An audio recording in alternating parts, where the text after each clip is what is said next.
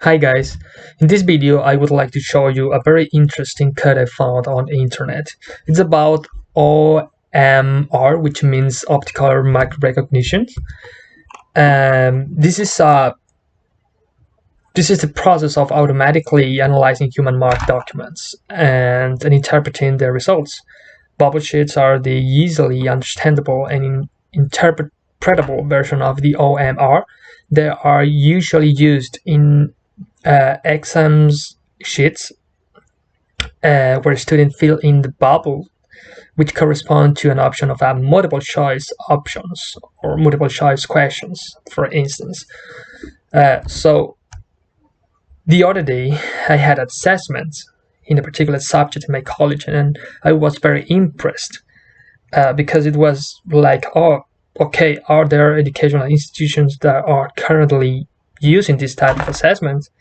So uh, so I found this code finally, so I would like to show you how it works. So let's get started with the brief explanation of this code. In the first part, we have the libraries, and then we have a dictionary in which you gotta put your correct answer. So for instance, the correct answer to the first questions would be the number 1, the correct answer to the first question would be the number 4, and so on. And then it loads the image, convert it to grayscale, blur it, and then it tries to find the edges. This is a common process called Gaussian blur, and it's used to reduce the noise on images, and it has to be used before edge detection. And then it finds contour in the edge map. Then there are a couple of phase conditions. It applies a 4 points perspective transform to both the original image and grayscale image to obtain the top down using bird's eye view. This is another common process. The bird's eye view shows the path of visitors on an aerial map view for motion events recorded by your camera, and after that it finds contour in this threshold image, and then there are a couple of loops. Each question has 5 possible answers, so to loop over to the question in batches of 5, right? Okay, more loops over here. Okay, so here it starts to create the mask, the total, and then it colors, right? Then it checks to see if the blurred answer is correct, right? And then it draws the outline of the correct answer of the test. And then finally grab the test taker, so it calculates the score, then print the score, right, with 2 decimals. We put that score on the paper, and then it shows the original paper and the exam paper. So the results would be something like this. Let me show you which would be the input for this case.